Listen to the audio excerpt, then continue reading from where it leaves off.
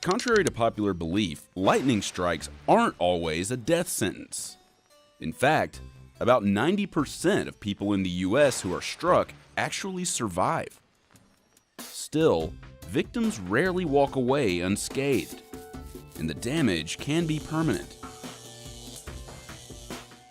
Lightning triggers 75,000 forest fires in the US each year, and can split entire trees down the middle in a split second. So it's frightening to imagine what it does inside a human body. The good news is that you won't get cooked Wile E. Coyote style, but it can still do damage. For starters, lightning carries between 1 to 10 billion joules of energy, enough to power a 100-watt bulb for at least 3 months. When that amount of electricity enters your body, it short-circuits the small electrical signals that run your heart, lungs, and nervous system. This can lead to cardiac arrest, seizures, brain injury, spinal cord damage, and even amnesia. But electricity isn't your only problem. Lightning is blisteringly hot.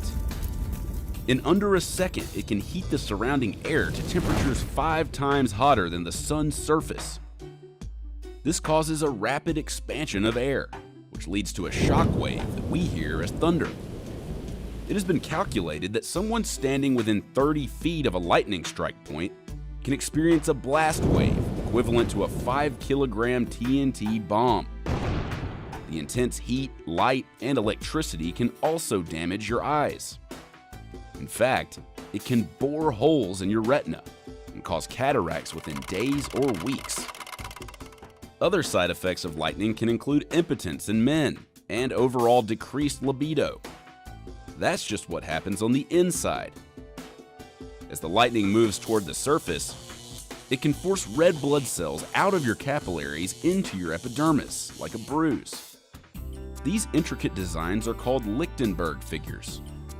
These intense temperatures can also heat up any metal you might be wearing, causing third-degree burns, and can also rapidly vaporize the rainwater or sweat on your skin. The resulting steam explosion may blow off your clothes and shoes, leaving you nearly naked. On average, 47 people in the US are killed by lightning each year. So you might be wondering, how do I make sure I'm not that guy? For starters, check weather forecasts ahead of time and stay indoors during a storm. But if you're stuck outside, avoid isolated trees, poles, and open fields, and run as fast as you can towards safety. You're best off in a developed building or a hard-topped metal vehicle. So stay calm and just remember, when thunder roars, go indoors. All right, listen up. What to do if you or someone starts choking. Now, I want you to pay close attention to everything we're about to show you, so that you'll know exactly what to do in all kinds of choking emergencies. Alright, number 1, assess the situation. So first of all, determine if the airway obstruction is partial or total. This will allow you to figure out what you should do to help. If the choking person can still speak, cough, or cry out, it means the airway obstruction is partial. The person can still breathe, but might get pale because breathing is obviously restricted. When the airway obstruction is total, the person won't be able to respond to you, cough, or breathe. The victim will also likely grab at their throat, and their fingernails and lips might start turning blue. This is all caused by the complete lack of oxygen. Number 2. Encourage them to cough. The right thing to do? If the blockage is partial, tell the person to cough. Coughing is the most effective way to clear the airways and push the stuck piece of food out of the trachea. The best thing you can do in this situation is to calm the person down, reassure them that everything's going to be okay, and encourage them to cough. The wrong thing to do? When some people are choking, they try to suppress a cough, straighten out their back, and breathe through their nose. This is the worst thing you can do in this situation. Drinking something while choking isn't the best idea. Give the victim a glass of water once the throat is clear again. Number 3. If the person can't cough, slap their back. The right thing to do? If the victim can't cough, the first thing to do is stand behind them and lean them forward. You can use your knee or the back of the chair for support. Deliver up to 5 strong blows between the shoulder blades using the heel of your hand. Be sure to direct the blows upwards toward the victim's mouth instead of doing regular horizontal claps. Pause after each blow to see if it worked.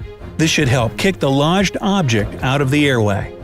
The wrong thing to do: never administer blows to a person who's standing straight up, and don't use your fist.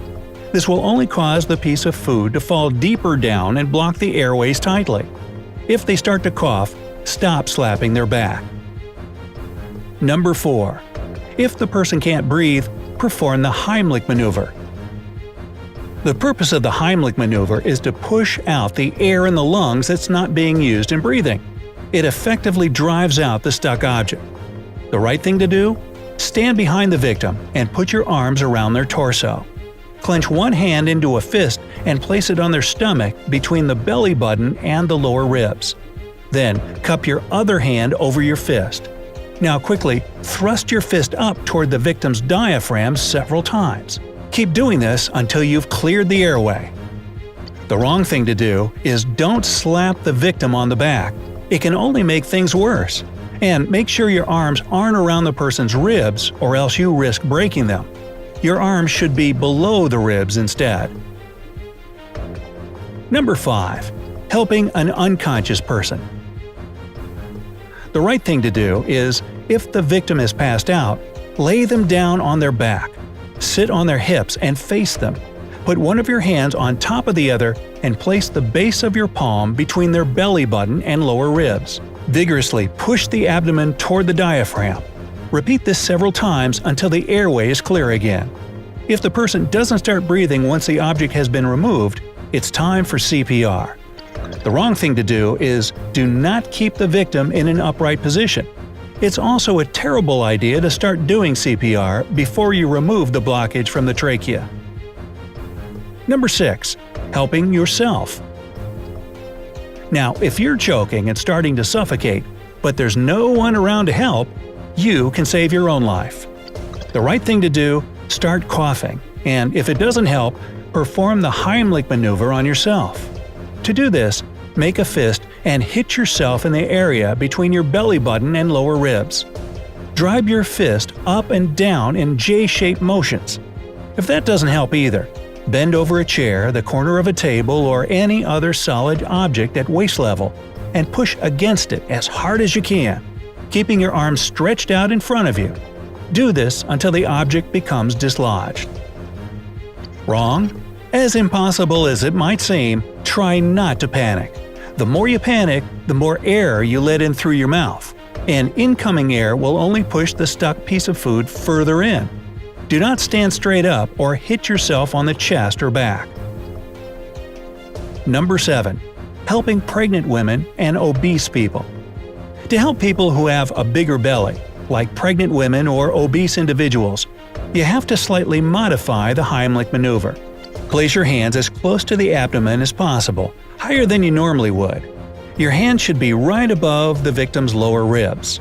You won't be able to do the regular upward thrusts, so press the chest really hard with quick thrusts instead. Repeat this procedure until the person stops choking, but don't continue if they become unconscious. Number 8. Saving a choking infant. If the victim is less than a year old, lay them face down on your forearm. Make sure the head and neck are lower than the torso, and support the chin in your hand. Make 5 quick blows right between the infant's shoulder blades with the heel of your hand. If that doesn't help get the stuck object out, turn the baby on its back. Use your hand to support the head and neck, which again should be lower than the torso. Use 2 fingers to make 5 quick thrusts right on the breastbone. If the baby starts coughing, stop and let it cough up the object. Number 9. Saving a choking child. If the victim is older than 1 year, you have to follow different rules to save them. Stand behind the child, or if they're really small, get on your knees. Put your arms around the child's waist. Clench one hand into a fist and place it between the ribs and belly button with your thumb upwards. Grasp your fist with your other hand. Move your elbows to the sides and press the child's stomach with quick inward and upward thrusts. Number 10. Saving an unconscious child. If the infant or child is unconscious, try laying them on their back first. Tilt the head back by lifting the chin up. Now, if you see the object stuck in the back of the throat, use your fingers to remove it. If you've successfully removed the object, cover the child's mouth and nose with your mouth and push air into their lungs. Feel if the chest has started moving and listen for breathing. If the child still isn't breathing, or if you were unable to dislodge the object from the start, begin chest compressions. Remember, for small children, it'll be 2 fingers pressed over the breastbone. Start doing cycles of 5 compressions and 1 breath. Call 911 if you haven't yet, and keep doing CPR until they arrive. Number 11. Saving a choking dog. To help a dog in trouble, first make sure it's really choking and not suffering from kennel cough or heart disease. If the dog is unable to swallow, drooling excessively, coughing forcefully, and acting weirdly agitated, it clearly means the animal is actually choking. If it's still breathing alright but clearly has an obstruction in its airway, give it a few minutes to try and cough it out. If that doesn't help, open the dog's mouth with one hand on the upper jaw and the other on the lower. To avoid serious injury to you, cover the dog's teeth with its lips while you grasp the jaws. Take a flashlight and look as deep down his throat as you can. If you see something blocking the airway, carefully remove it with a set of pliers. If that doesn't work, try using back blows. The same thrust between the shoulder blades with the heel of your hand work for both humans and dogs. About 4 to 5 sharp blows should be enough. If and only if nothing else helps, administer the Heimlich maneuver. Hold the dog around its waist with its head pointed down. Make a fist with one hand, place it under the dog's ribcage, and cup it with your other hand. If your dog is small or medium-sized, use 2 fingers instead of a fist. Repeat sets of 3 to 5 inward and upward thrusts. Be careful not to crack its ribs. Take your dog to the vet for a health check straight away, even if you manage to remove the blockage yourself. So, have you ever helped someone who is choking? Was it hard? Hello! In this health sketch, we want to talk to you about CPR, which stands for cardiopulmonary resuscitation. We use CPR when someone has collapsed and is not breathing, because it can keep people alive until emergency services arrive. Learning these simple life-saving skills is as easy as ABC. All you have to remember is the doctor's ABC. D is for danger. First, look around carefully to make sure the area is safe for yourself and others before approaching. R is for response. Shake them gently by the shoulders and ask them loudly, "Are you all right?" If there is no response, you need to. S. Shout for help, as any assistance will be helpful. A is for airway. Gently tilt the head back like this to open up the airway. B is for breathing. Look, listen, and feel for signs of normal breathing. Look for normal chest movements. Listen for normal breathing sounds. And try to feel their breath against your face. Do this for no more than 10 seconds. If there is no sign of breathing, or if they are breathing in an unusual, noisy way, we need to start CPR. First, make sure that an ambulance is on its way. If you have someone with you, ask them to make the call. Putting the phone on speaker mode is useful as the ambulance service can talk you through the steps. C is for circulation. Circulation means the flow of blood around the body, and when the heart stops pumping, we need to take over this role by pushing down hard and fast on the chest. Start by placing the heel of one hand at the centre of the person's chest and interlock your fingers like this. With arms straightened, press down hard and fast, letting the chest come back up fully each time. Fast means around 2 times every second. And hard means that the chest needs to go down by about 5 centimetres. This might sound a lot, but you do need to push hard for it to be effective. If you have been trained, you can give 2 rescue breaths after every 30 compressions, as this helps provide some oxygen. However, if you have not been trained or are not comfortable, just keep going with hands-only continuous chest compressions. If someone else is with you, swap over if you begin to feel tired, and don't stop until either a health professional takes over or the person is definitely breathing normally. Sometimes we can add another step. D. D is for defibrillation, which is about delivering a shock to restart the heartbeat. Some public areas and workplaces have an easy-to-use defibrillator on site called an automatic external defibrillator, or AED. Automatic means that it is the machine that decides what to do, so you can't go wrong, and it even talks you through the steps. If there is no AED available, keep going with CPR until the ambulance arrives. That's it. So to recap, remember doctor's ABC. And if you have it, D. That's D for danger, R for response, S, shout for help, A for airway, B for breathing, C for circulation, and D for defibrillation. In this health sketch, we've shown you the simple steps you can take to help someone who has collapsed, is not breathing, or not breathing normally. Ang heart attack ay isang uri ng karamdaman na nangangailangan ng agarang lunas. Kung ito ay mangyari sa isa sa ating mga mahal sa buhay, dapat ay hindi tayo magpanik at alam natin ang mga kailangang gawin. Ang heart attack ay nangyayari kapag ang ugat sa puso ay nabarahan, dahilan upang hindi mag-function ng normal ang puso. Ito ang mga makikitang sintomas sa isang may heart attack.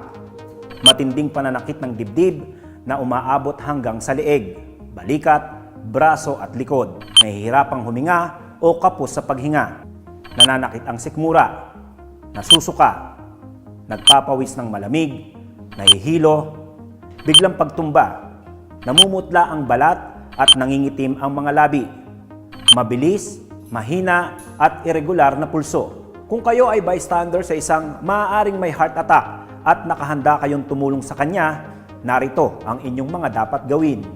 Tumawag agad ng Emergency Medical Services, kagaya ng 911 UNTV, at ipaalam ang lokasyon at kalagayan ng biktima. Kung may contact number ng kamag-anak o doktor ng pasyente, agad din itong tawagan. Kung maaari ay huwag iwanang mag-isa ang biktima dahil malaki ang tsansa na siya ay biglang mag-collapse. Tulungan ang biktima na makaupo ng maayos sa half-sitting position. Lagyan ng suporta ang ulo at balikat. Maglagay rin ng patungan sa ilalim ng tuhod at pakalmahin ang biktima.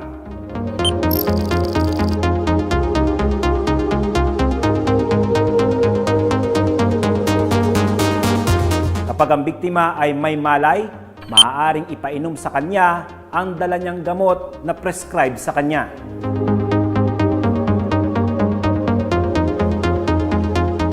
Pakalmahin ang biktima at siguraduhing may parating na tulong mula sa Emergency Medical Services. Palayuin ang mga tao sa paligid upang magkaroon ng proper ventilation.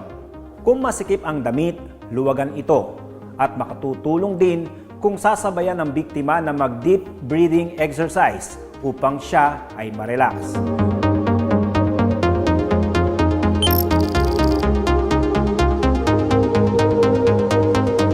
Kung sakaling mawalan ng malay ang pasyente, i-check ang kanyang paghinga. Kung ito ay tumigil, dapat ay nakahanda kayo na makapagbigay ng CPR. Tandaan ang mga bagay na maitutulong sa isang maaaring may heart attack. Tumawag agad ng Emergency Medical Services. Paupuin sa half-sitting position ang pasyente at siguraduhin siya ay komportable. Painumin ang gamot kung mayroon siyang daladala. Pakalmahin ang biktima. I-monitor ang vital signs hanggang dumating ang emergency team. In case of severe bleeding, call the emergency services immediately. Protect your hands and apply pressure directly to the wound. If an object is embedded in the wound, don't remove it. Instead, apply pressure around the injury. Help the injured person lie down and raise the affected area above the heart to slow blood flow. keep them warm, and wait for help to arrive. If you find yourself in the right place at the right time, be prepared to save a life and follow these safe steps. A person can die from blood loss within 5 minutes. If you find yourself in an emergency situation, call 911 or direct someone else to. Then you can take life-saving action while waiting for help to arrive. First, try to find the source of the bleeding. A person could be injured in multiple places, and clothing can hide where the bleeding is coming from. Look at the arms, legs, neck, armpits, groin, and midsection. Look for continuous bleeding, large volume bleeding, or pooling of blood. Now cover the injury with gauze or cloth. Maybe you have a towel or extra t-shirt with you, and apply direct pressure to the wound. This may stop the bleeding, but you should keep pressure on the wound until help arrives. For a deeper wound, you may need to pack the injury with gauze or cloth until it stops bleeding. Then apply pressure until help arrives. If bleeding continues, you may need to use a tourniquet. Remember, a properly used tourniquet hurts. Be sure to let the injured person know. Apply the tourniquet above the wound, high and tight on the arm or leg. It's okay to place it over clothing. Now tighten the tourniquet until the bleeding stops. Do not remove the tourniquet. A second tourniquet may be needed to stop the bleeding. When help arrives, an emergency responder will take over. Be ready to help them by answering their questions.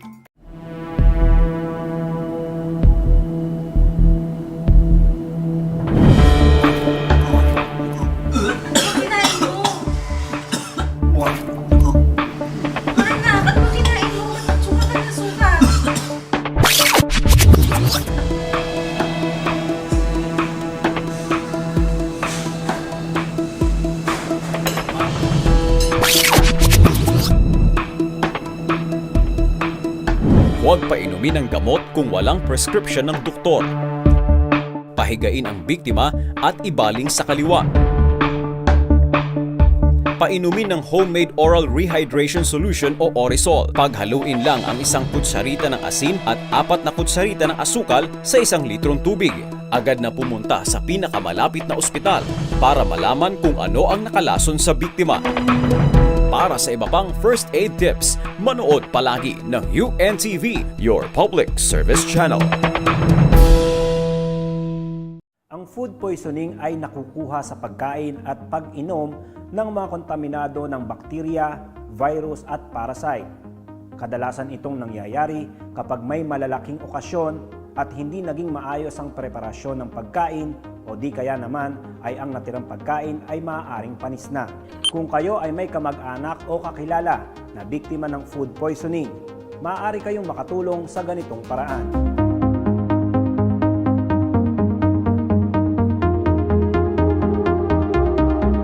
Narito ang mga palatandaan o sintomas ng food poisoning. Pananakit ng tiyan, pagsusuka, pagtatae, lagnat, pagkahilo, panghihina. Kailan ba nagiging malubha o delikado ang food poisoning?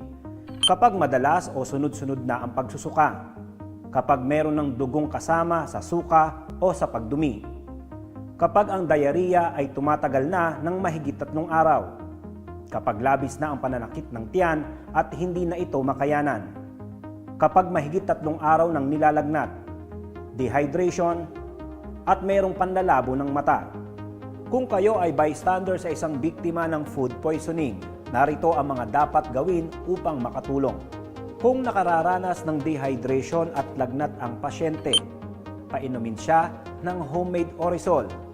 Maaaring gumawa ng oral rehydrating solution na kombinasyon ng 1 litrong tubig, 8 kutsaritang asukal at 1 kutsaritang asin.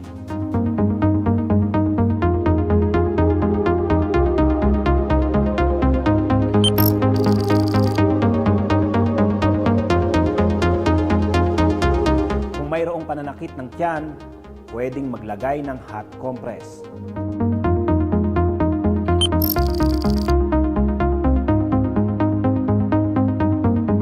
Pagpahingahin ng pasyente. Kung sakaling lumala ang kalagayan ng pasyente, ay agad na tumawag ng tulong ng Emergency Medical Services tulad ng 8911 UNTV o dalhin sa ospital para masuri ng doktor. Ito ang mga dapat tandaan para makatulong sa biktima ng food poisoning. Painumin ng maraming tubig o oral rehydration solution ng pasyente.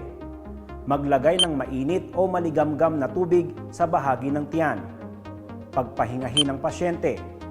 Tumawag ng Emergency Medical Services tulad ng 8911 UNTV kapag lumala ang karamdaman ng pasyente.